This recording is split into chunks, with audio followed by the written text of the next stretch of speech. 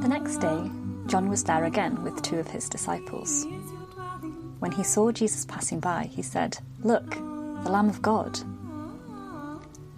When the 2 disciples heard him say this, they followed Jesus. Turning around, Jesus saw them following and asked, "What do you want?"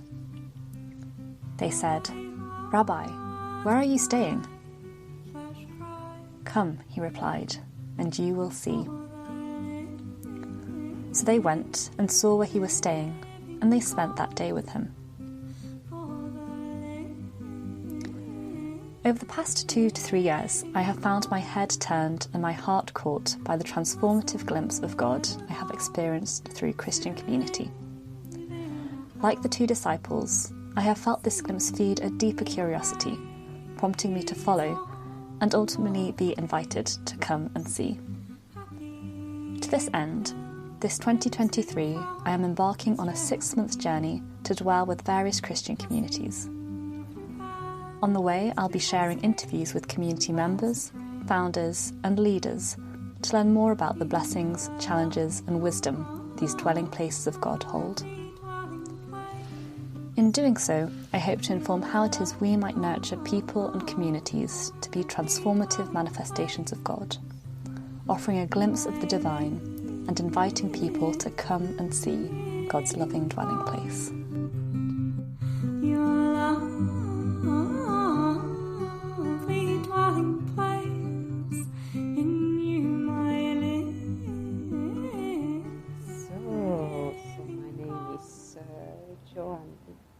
Joanna Sikorska. I'm Polish, and I'm a consecrated sister in Chemin Neuf community. And so Chemin Neuf community is a French community, and I'm Polish. So it is a good question. What am I doing here in England? and I think that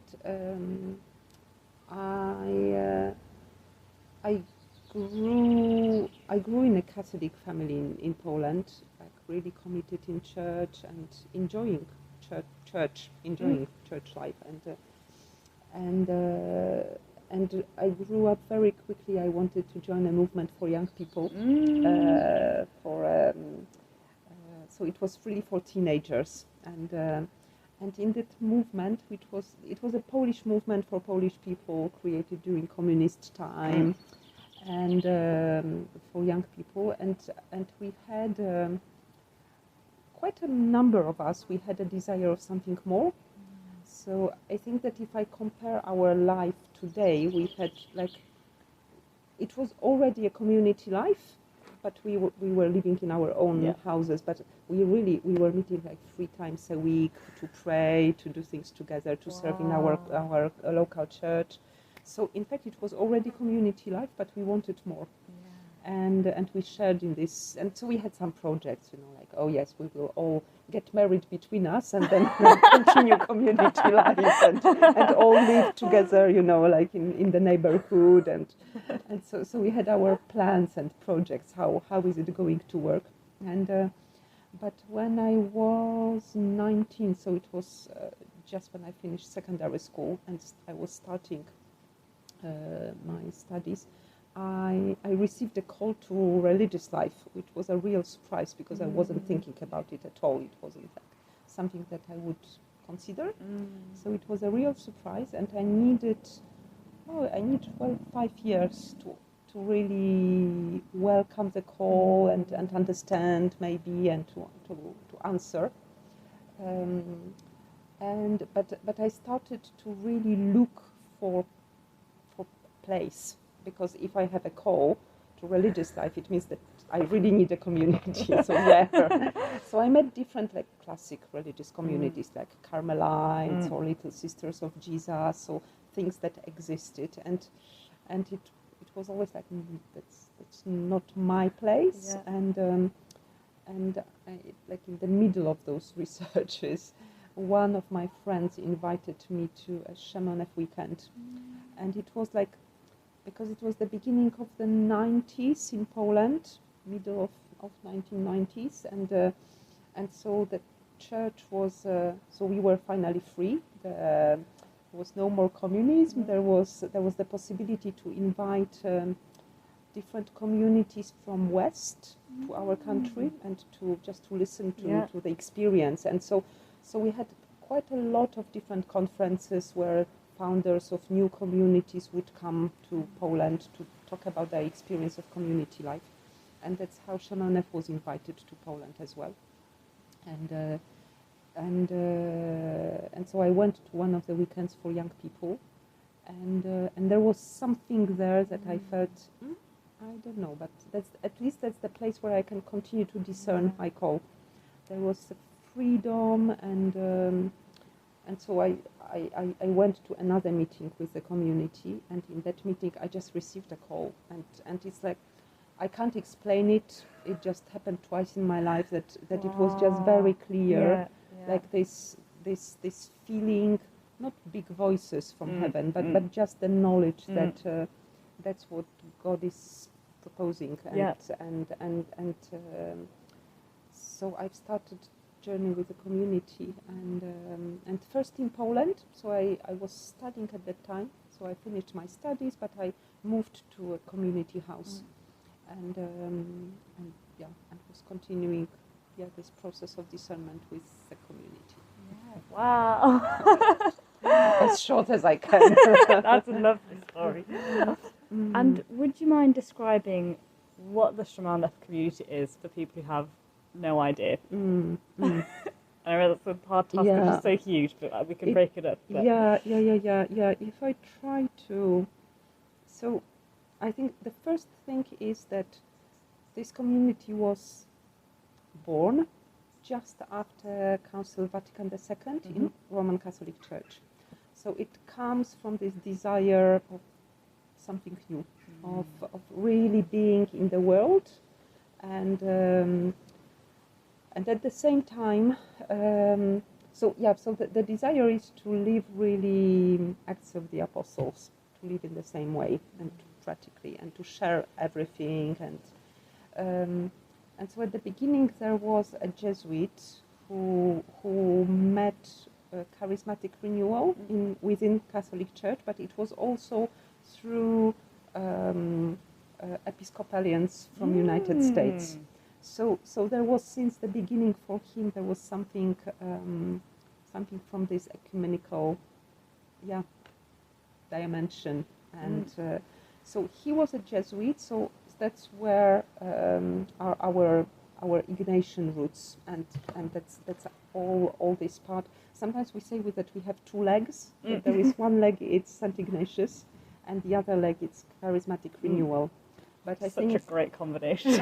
So it's a crazy combination, but it really works so well, and because Ignatius was very charismatic, and so it really works well. And at the same time, Ignatius gives something, I don't know, solid to this charismatic dimension, and brings discernment, so that you can really see, is it really Holy Spirit, or maybe not really, and maybe it's me simply, and my thoughts. So I don't know, there is something, and I think that was for me personally something that gave me trust when I met Chemin Neuf, because I already knew charismatic renewal, but I met rather things that were not great in charismatic. I felt that, are you sure that this is Holy Spirit, or so I met things that were, at the same time I could see that there is something here that is my way to connect with God, and at the same time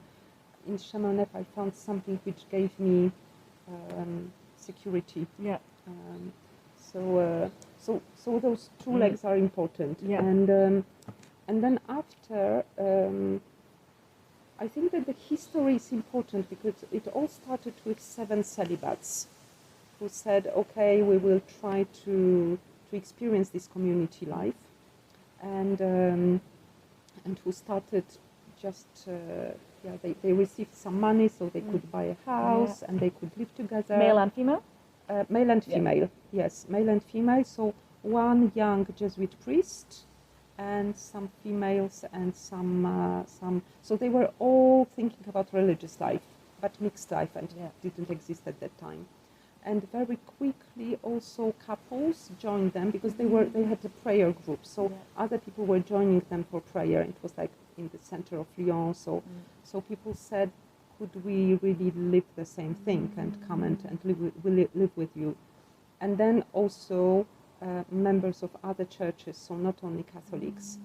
So it just happened somehow. And it happened because of how our founder, Father Laurent Fabre, received his baptism with the Holy Spirit, because it was through those two Episcopalians from United States. Yeah. But also people came and they said, we would like to share this life. And then it grew. So the community is born in 1973, so it's 50 years this year. Wow. So we are celebrating it's a big anniversary this year.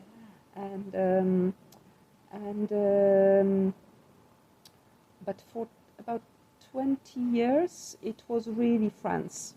And I think the first foreign country, it was Congo Brazzaville, and then I think the next one, it was Ivory Coast. So some of French-speaking African countries, and then it started a bit to go to other countries, and in fact it wasn't easy because also in the 90s all Western countries joined because everybody was waiting for something like this in our country. So it was Poland, Czech Republic, Hungary, and many young people who joined the community at the time. And so it was a big change for the community, this explosion, in fact, to this international dimension. How the community identity remains. On. I think that there is, so we've got our Book of Constitutions written by our founder, but then in 2000, so also when the community started to grow, they decided that we need something solid to take our decisions. So at the beginning it was always like the whole community would meet to take big decisions. And so at some point the whole community in France met to say we need a structure and we need a chapter. And so we need to have every 7 years something that exists in other communities, religious communities, that we will choose our delegates, and so they can come from different countries, and this will be the place where we are really taking big decisions. And so this year also we have another chapter. So we had, I think, 5 or 6 chapters since 1995, the first one.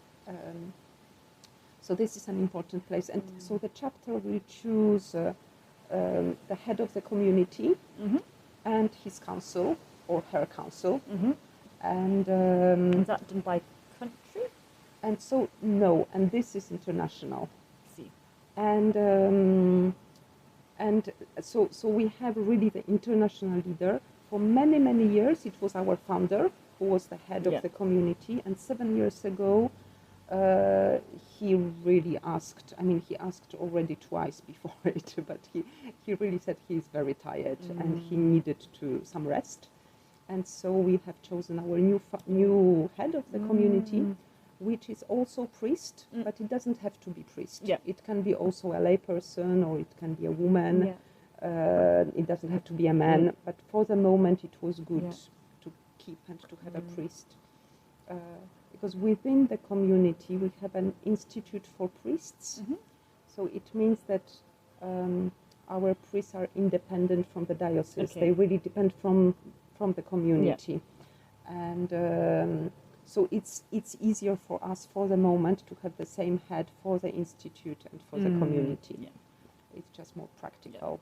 And because we are still very young community and we are still growing, so So we are still learning and building our structures. So we have, and this is really a pole of unity, to have one head with his council and with his also assistants. And so his assistants will visit our countries and they know brothers and sisters. So this gives us this unity that like each person can feel known and heard. I think this is really this important dimension. And so the council will ask and choose leaders of the countries and councils in those countries. So each country after have his or her leader and his or her council. Yes.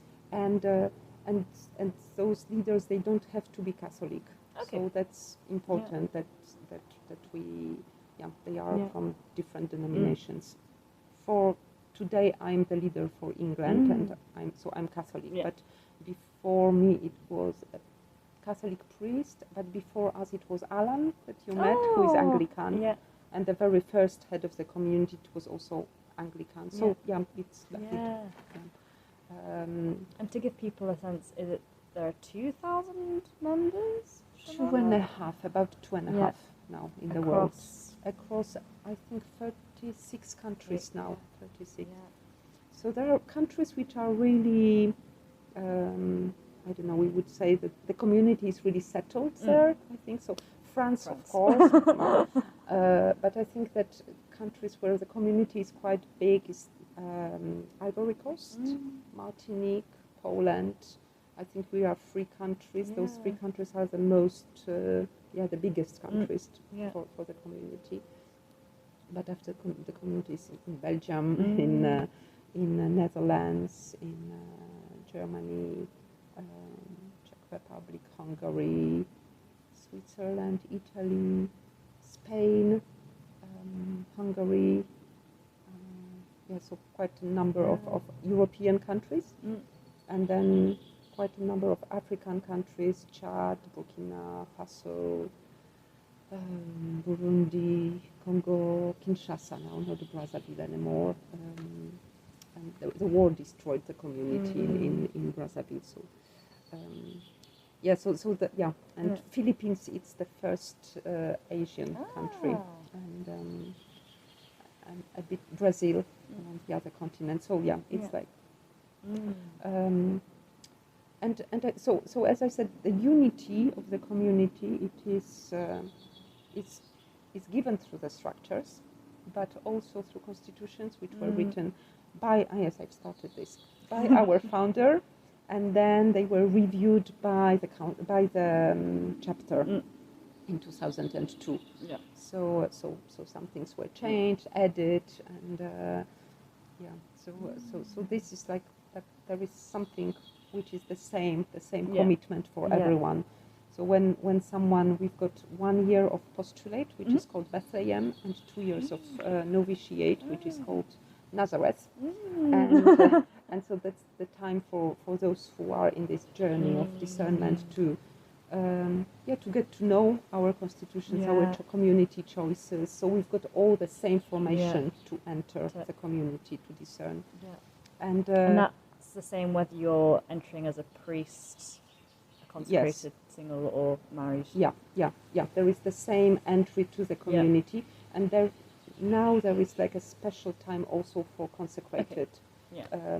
Before it was more in different houses. Now we've got also a special place for consecrated brothers and sisters who discern. But for example, priests who are preparing to become, young seminarians who are preparing to become priests, they are studying together with sisters and with couples.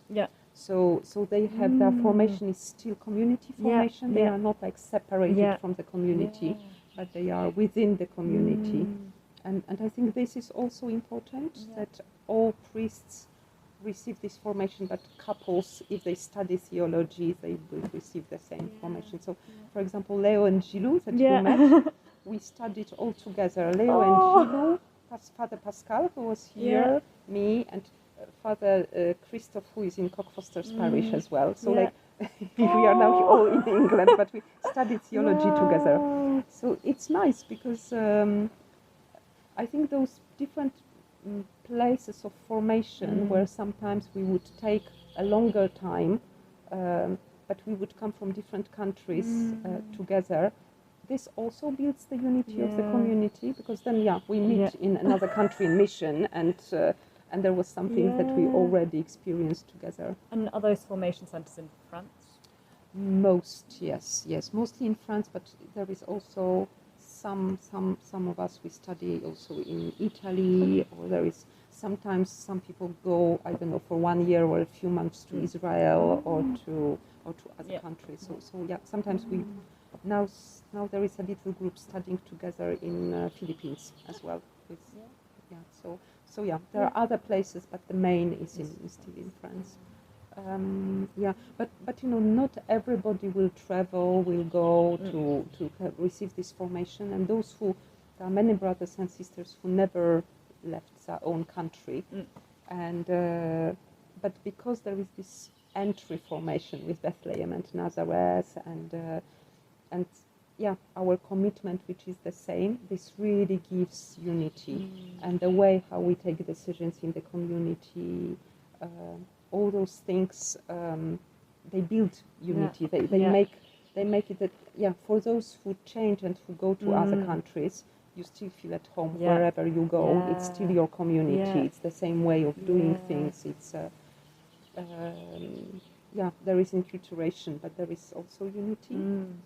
So this is really important. And would you mind touching on a bit of the mission of Chemin Neuf? I was looking through your prospectus today, and there's just so many different branches of what Chemin Neuf does. So would you mind briefly touching around like the vision and mission of Chemin Neuf? I think it's really, I would say it's really following, where Holy Spirit is inviting people, and also, so like main things, it's working with couples and families, because it's just so important, and because we've got couples within the community, so there is something natural to do things for other couples, and doing, of course, things for young people, so teenagers, and then for young adults, with like weekends, sessions, retreats, but also with student houses. In many countries there are student houses with some formation, Christian formation for students. And then of course Ignatian retreats, giving exercises according to St. Ignatius. And then after, there are things which come because there are people who have a gift, who have something from God. And for example, I think it started in the 90s as well, all inner healing retreats, because we had some people who were at the same time psychologists or psychiatrists and spiritual companions, and so there was all this reflection about inner healing and how to do it in the way that doesn't separate psychology from spirituality and from body, and so all this research, which it's ongoing research, but it was because God gave to the community people who were who had this in heart, and so the mission developed like this. And so I don't know, for example, yes, at some point, because also those who started the community started to get elderly, so a new mission, they started a new mission for people over 70. Oh. And it's called, in England it's called Abraham. Oh. But basically it's because we had brothers and sisters who said, but come on, it's not finished for us, but we need to reflect. And so they reflected for themselves, and then they said, in fact we can propose it to other people, to take this time to say, okay, what is my new call now? Because I can't be in mission as I was before, but I'm still called to be in mission. So I think that different missions, I mean, if you look in the booklet with different ideas and things, like this and this and this, but I don't know, it just comes with brothers and sisters. And so here, for example, in Sklerder, I think it started already around 20 years ago in the community, the question of how to be committed for the nature, for ecology and social justice and justice in the world. It was also justice for the nature and all those questions. But it's only last, I think, 5 years that it really starts to become something really present and important for the community. And yes, and for us in England, here in Skler, there is one of the places where we see that we think that God is calling us to do it seriously. So to grow things, but also to invite people to come and to reflect and to sometimes maybe to discover God through the nature and creation and everything. So things, I think that for missions it's like there are many things and I think that God is still giving something and the thing is just to discern. So in Chemin Neuf spirituality, it's like for Jesuits, the discernment is very important to see, okay, is it really God's call to do this mission or not? Is it only our idea? And or is the idea for us in our country, or is it other? For the moment, we leave it with another country. So. So you touched upon this a bit in terms of Chemin Neuf maybe offering more freedom than traditional monastic orders, and you've just spoken about the community really going where the Holy Spirit is moving and through individuals. So how does that work in terms of people following what they feel as the Spirit, or people do people get sent to different locations? Do people just go where they want to? So how does that work? So that's where you've got all this work between the leaders of the community and the members, and where there is a lot of, so each member of the community has spiritual accompaniment, either with someone else from the community or from outside, and that's like your personal place to listen to the Lord and to discern, to start to discern. But after, we are always invited to regularly share with our leaders.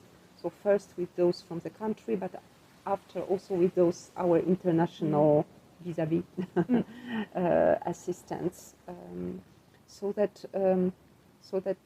like those international leaders, they know what people have in their hearts, what is important for them, because so and it will be always so maybe first we have two forms of life.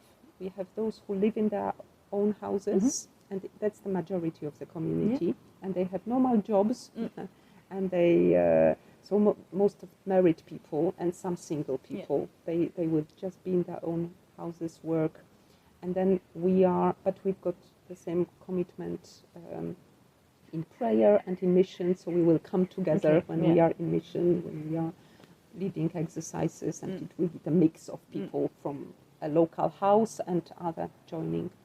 And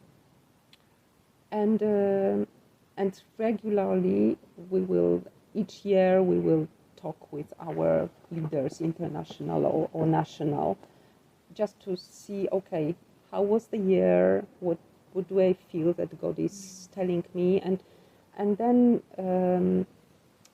often it's the community that will propose something, but knowing people, knowing those people, knowing their journey and desires, and to propose, don't you think that it would be good maybe to move, or sometimes not.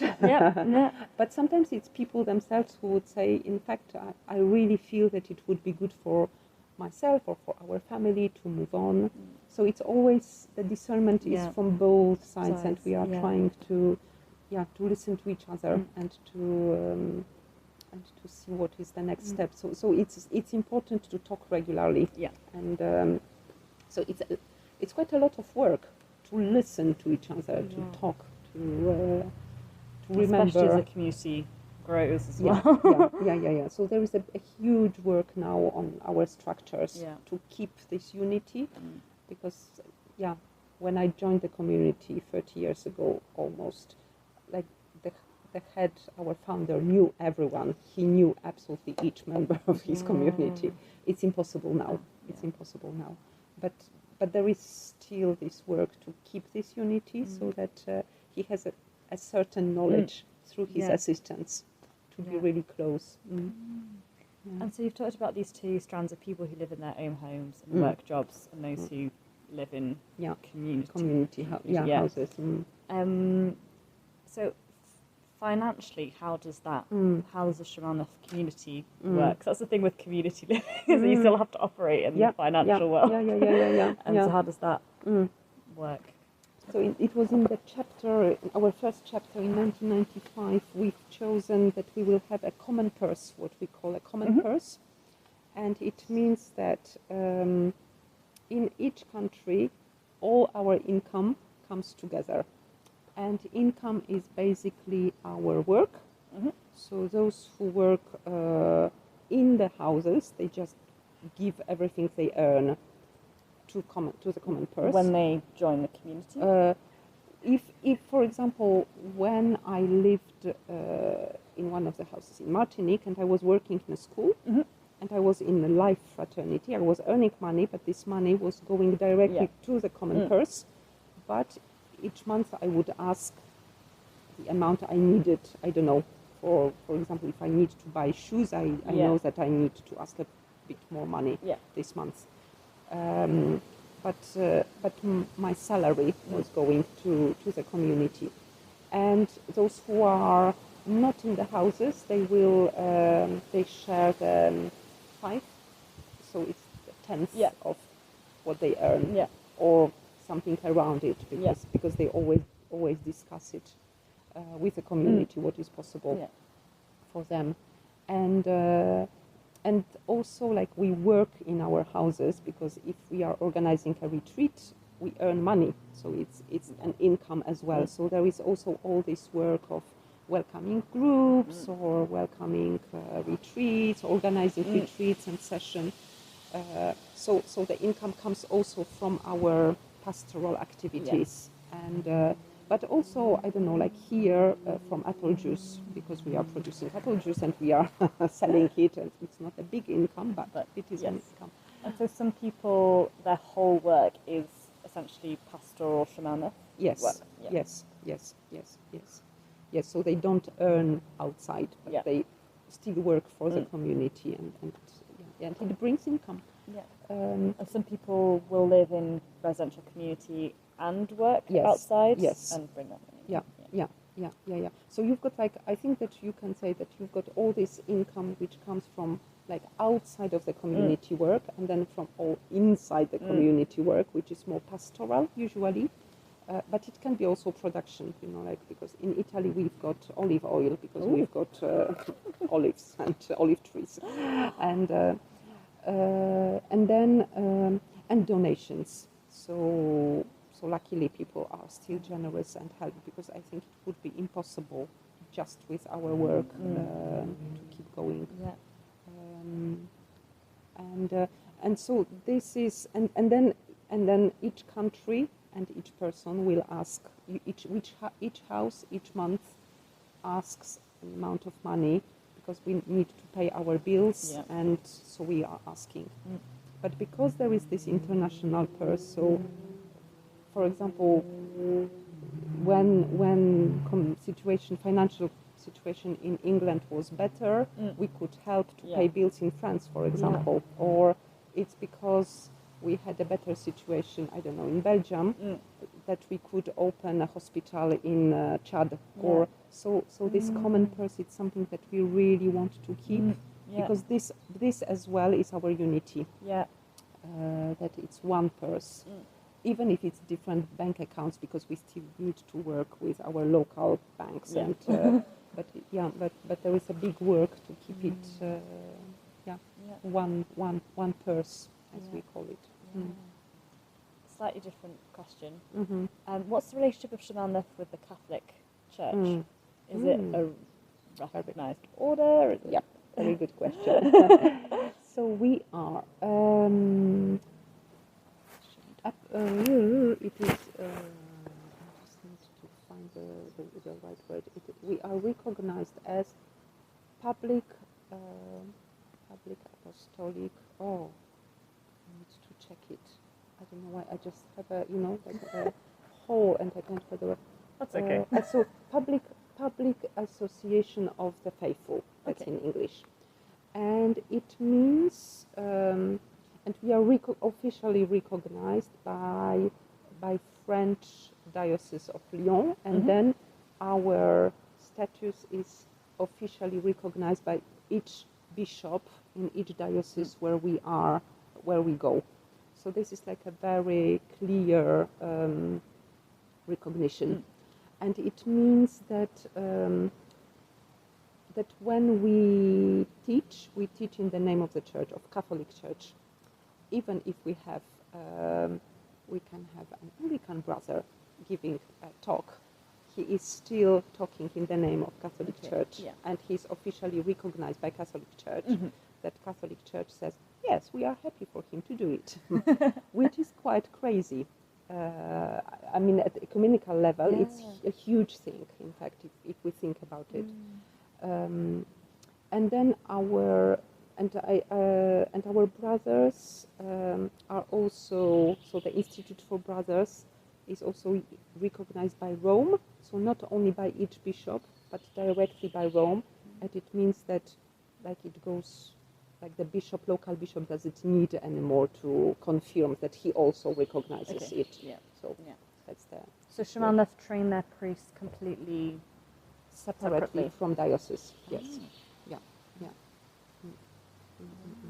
Wow. So, and then we are not recognized by other churches because we are a Catholic community, but there is a lot of work of, especially when we have members of non-Catholic denominations who do their life vows, because we do our commitments for 3 years, but there is also the possibility to do life vows, and especially for celibates, consecrated brothers and sisters, but also for couples.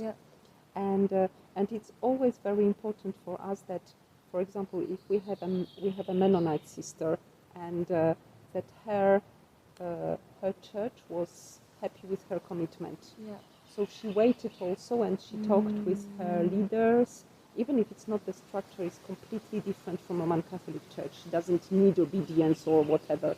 But it was important for us to have people from her church, like I don't know, elders. It was more elders. They haven't got bishops, so it was elders from her church present at her life commitment and praying with her. So there is quite a lot of work of unity also. I don't know if we've got a Lutheran couple or sister, their bishop will know that they are committed in Chemin Neuf community. And their vows as opposed to promises?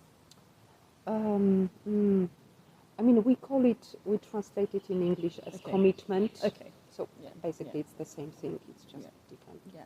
And so consecrated singles and priests take vows of chastity, poverty, and obedience? Yes. And what do the married couples? The same without the chastity?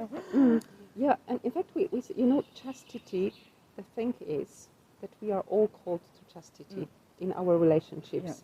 It's just like not sexually experienced, but we are all called to this chastity in our relationships, and this is important that we feel, I don't know, that Jesuit spirituality is very helpful in it, like to give a lot of freedom in relationships and not to put hand on someone, and for us this is chastity. I think it wouldn't be possible for us to live all together like this, families, couples, if there was not this common commitment, to this chastity in our relationships, in fact, in the way how we are, and how we want to give the freedom to each other, in fact, to respect the call of the other. And but the couples, they will not do the vows of chastity, of course. And of course, it's the same for poverty, that it won't be the same for families, because we call it So we talk about poverty for celibates, but for families we will talk about simplifying our lives. And so, but it's so important that, I don't know, that children feel normal when they go to school, and that they don't look a bit weird. They don't have the weird look, and that they don't suffer because of their parents' choices.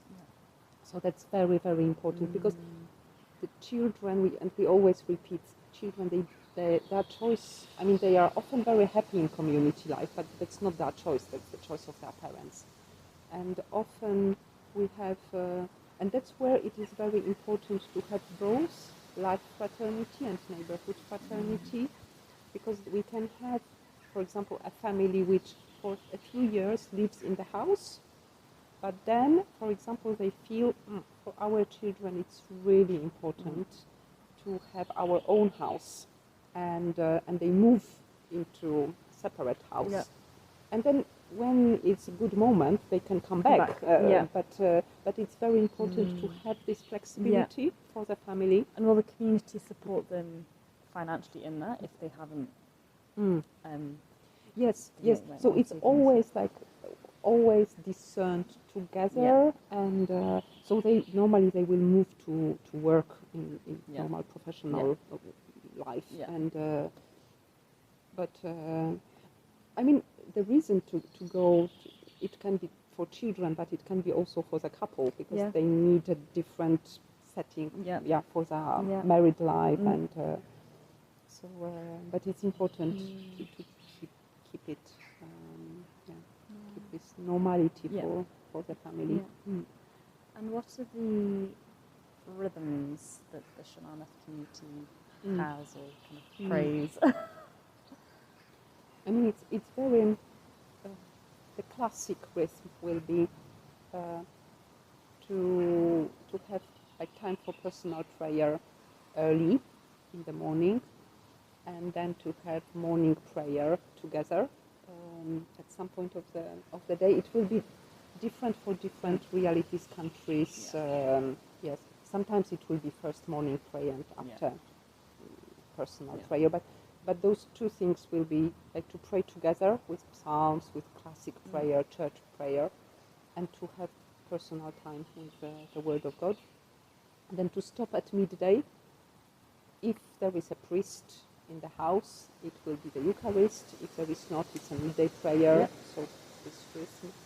And then in the evening we will again have another time all together, and it will be either only adoration or again evening evening prayer, or so it will depend on the house, but there will be this rhythm of morning, midday, and evening, and so this is for all houses. And over the weekend it will depend, because sometimes it's mission, so we work and welcome groups, and sometimes it's important to say, okay, we do nothing on Saturday and just have a break. And sometimes, no, it's important to say, no, we just, usually we will always have adoration at the end of the day anyway, but sometimes, the rest will be lighter, to have some rest. And, but those who are in what we call neighborhood fraternities, so those who don't live in the community house, ideally, they live in neighborhood fraternity, so they will live close enough to be able to meet once or twice a week to pray together as well in the morning before going to work. But it's not always possible, because, I mean, it's like in London, it's absolutely impossible for people to live in the same neighborhood because of the prices and there are situations and so it's a big challenge today, I think, for the community, because how to live this neighborhood fraternity with the reality of the world today and prices and places where we are. I don't know, for example, we have a house in Storrington. It's West Sussex. It's like so expensive. We've got wonderful young families who would love to be in the neighborhood around the house, but it's just impossible for them to buy a house in the neighborhood.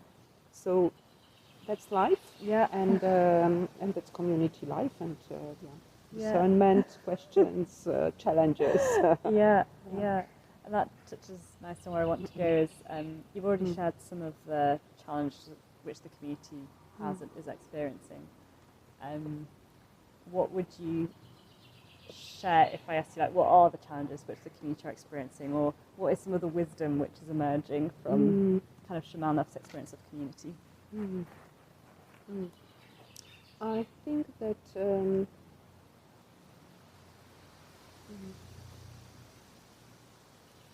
surely we are learning.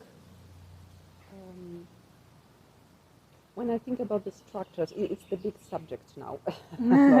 Structures, how to keep united, how to keep unity.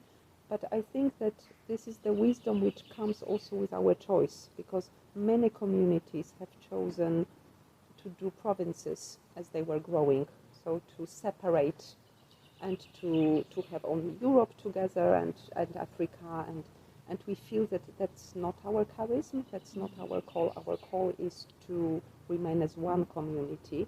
So that's the challenge, how to remain one community when we are growing. And so with this comes all this, I think, wisdom and continual discernment and searching how to be united, and everything that I've shared about, structures and what keeps us as one community, and common purse, all those choices. And this is, learning from experience and trying new things and seeing, okay, this is really working and this is not working, so let's try to find. I mean, for example, it's impossible for one person to know everyone, so we need assistance, and we need to have a bigger head, and this is something, how to keep one when when it's growing. And I think there is a lot of learning how to be ecumenical community, and because there is a lot of experience, there is like 50 years of experience when we live together, how to pray, how to be, and how to be who we are, because we are still a Catholic community. So there is quite a lot of I think that experience of England with not being Anglican community, when we have half maybe, half it's, but we are still Catholic community, and we went through different stages of learning what does it mean for us in England, and I'm sure it will help in United States when we are today in New York with more Episcopalian environment, and what does it mean for us to be Catholic community, and if God gives us many Episcopalian members of the community. So there is surely this experience which comes also from different countries, from experience of UK is not experience of France, but it's precious, and I think surely, yes, the sharing, financial sharing, I think that's something that it was a huge work, how to make it work, and I think that's really something that we can, and our founder often talked about it, that the choice of common purse allows us to really share between rich countries and poor countries, and not to feel that we are poor and rich, because it's one purse and we are all one community. And so I think that this is something that we can, how to experience this financial sharing more. I think this is something important. There are surely other things, but those are things that just come to me. We have 5 minutes, so I have 2 more questions.